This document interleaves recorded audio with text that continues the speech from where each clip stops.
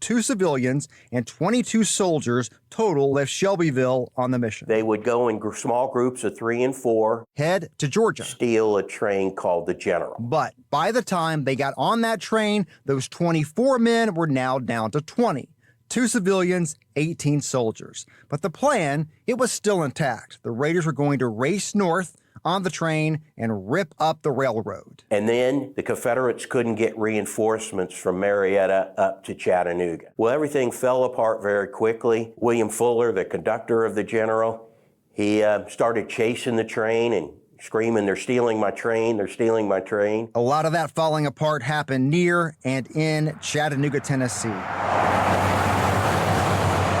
And today, you can find many of the places where some of the worst of the falling apart happened. The engine ran out of wood and water at Ringgold. There's still today a marker right next to the railroad where the train still runs today.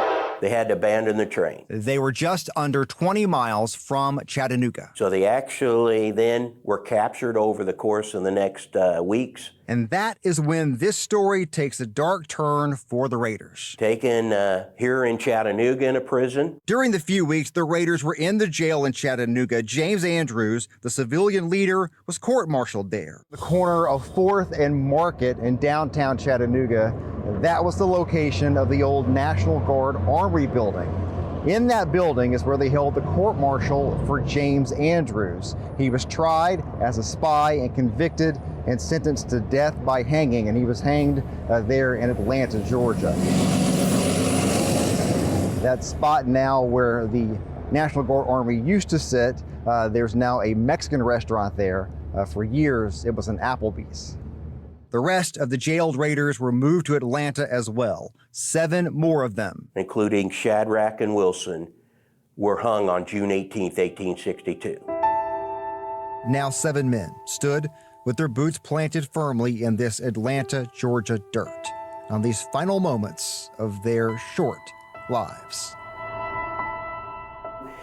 Philip Gebhard Shadrach was a very religious man. One of his comrades described him like this: almost being obnoxious.